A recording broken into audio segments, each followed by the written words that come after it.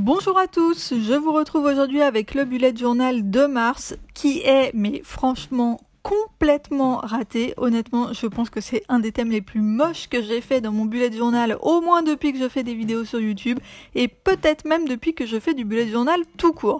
Alors au départ, ça partait pourtant pas trop mal, la version en noir et blanc, ça va, c'est assez simple, mais voilà, ça va. Le gros problème après, ça a été la colorisation, donc on va en parler un petit peu plus tard. Ce mois-ci, j'avais pas beaucoup de temps, donc j'ai voulu faire un thème assez simple et surtout pas très long à réaliser, puisque par exemple le thème Art déco du mois dernier, c'était pas très compliqué, mais par contre c'était très long à réaliser. Mais là pour ce mois-ci, j'avais vraiment beaucoup moins de temps, donc je suis partie sur un thème puzzle. Donc voilà, c'est vraiment très simple à faire, c'était pas long du tout. Alors pour la page de garde, j'avais donc fait un puzzle en double page tout simplement. J'avais retiré quelques morceaux, mais en fait quand j'ai tracé les traits, j'avais complètement oublié que j'avais retiré des morceaux. Donc au final, il ne me manque qu'un seul morceau. Pour la vue mensuelle, pas de case flottante pour ce mois-ci. J'ai aussi voulu faire un puzzle en double page et en fait chaque case de jour est un morceau du puzzle. Et pour finir, la vue hebdo, alors là je me suis vraiment pas foulée, hein, j'ai juste divisé ma page en 4 en faisant les empiècements du puzzle pour faire comme vous savez les puzzles pour les tout petits enfants avec juste des énormes pièces. Ensuite on passe sur la colorisation et là la cata va commencer. Alors pour cette colorisation j'ai voulu utiliser les paint markers de Action, donc ceux que j'ai testés au mois de janvier. Donc si vous vous rappelez la conclusion du test, les marqueurs étaient pas fous mais ça allait et surtout les couleurs étaient très sympas. Donc là ça fait à peu près un mois que j'ai fait le test sur les paint markers. Je ne les ai pas réutilisés depuis, sachant que sur ces feutres, il y en a deux, donc le rose et le bleu, que j'avais déjà utilisé au mois de décembre pour une création, un petit tuto de boucle d'oreille bonnet pour l'hiver. Le gros problème avec ces marqueurs, c'est que la mine semble imbibée, mais alors vraiment sur-imbibée de peinture, et je pense que la mine n'est pas de très bonne qualité, du coup elle gonfle, donc en fait elle est encore plus grosse que quand j'avais fait le test au mois de janvier. Je vous avais dit que la taille de mine était assez grosse, mais là j'ai l'impression qu'elle a encore grossi, je pense que c'est à cause de la peinture. Et du coup les poils ne tiennent pas le coup, en fait la mine se désagrège petit à petit, c'est très bizarre, vous allez me voir plusieurs fois pendant la vidéo essayer de retirer des poils qui sont en train de partir de la mine et c'est très désagréable quand on est en train de colorier quelque chose.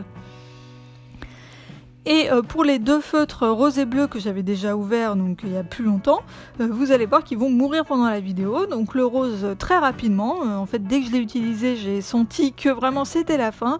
Et le bleu un petit peu plus tard dans la vidéo, en fait il n'y avait plus de peinture qui sortait. J'ai l'impression que voilà ils sont vides alors que franchement je les ai pas beaucoup utilisés. Ensuite, la peinture a fait baver le stylo noir que j'ai utilisé pour faire le contour du pulse. Donc le stylo noir c'est toujours le même, c'est mon stylo de chez Emma et je ne pensais vraiment pas qu'il y aurait de problème avec les paint markers parce que ce stylo, alors je sais qu'il sèche pas très vite, donc je fais attention de bien laisser sécher pendant au moins une quinzaine de minutes avant de gommer par exemple, mais sur les deux précédents mois, donc sur janvier et sur février, j'ai utilisé la peinture métallique de Action qui s'active à l'eau et je n'ai pas du tout eu de problème d'encre qui bavait. Donc là la peinture, ça me paraissait pas être un problème puisque c'est de la peinture donc il n'y avait pas particulièrement d'eau qui allait toucher l'encre noire et en fait je pense que c'est de la peinture à l'eau puisque voilà, erreur, tous les marqueurs ont fait baver en fait tous les contours du pulse. Ensuite, autre problème, c'est que la peinture n'est pas du tout uniforme, donc on voit énormément les marques de la mine, et en fait quand je colorie avec des feutres de type Crayola Super Tips ou les feutres Bic que j'avais utilisés au mois de janvier, on voit aussi les coups de feutre, mais ça rend pas du tout pareil parce que le feutre est finalement plus uniforme que la peinture. Là en fait avec la peinture, on voit le blanc du papier en transparence en dessous. Bref, le résultat n'est pas du tout joli, donc j'ai failli tout arrêter en plein milieu et refaire autre chose, mais comme je vous ai dit au début de la vidéo, j'avais pas trop le temps pour ce mois-ci, donc j'avais pas trop le temps de refaire autre chose, du coup je me suis dit allons-y, allons jusqu'au bout, voyons jusqu'où peuvent aller les paint markers. Donc au final, je vous ai dit un petit peu plus tôt avant que le rose et le bleu sont morts pendant la vidéo. Et à la fin de la vidéo, j'ai plusieurs couleurs qui n'ont pas tenu le coup, qui sont vraiment sur la fin. En gros, il n'y a que le orange et le rouge qui ont vraiment bien tenu et qui ont un résultat pas trop mal. Donc j'ai essayé à plusieurs reprises de pomper pour faire descendre la peinture, hein, vous le voyez dans la vidéo, mais rien à faire. Donc honnêtement, je pense que ces feutres ne sont pas très remplis. Et même s'ils l'étaient plus, de toute façon, la mine devient très difficile d'utilisation. Donc voilà, du coup, c'est la fin pour ces feutres. Ils vont finir malheureusement à la poubelle. Voilà, je vous laisse en musique avec la fin de la vidéo et je vous retrouve très vite dans une prochaine vidéo qui, je l'espère, sera plus concluante. Bye bye!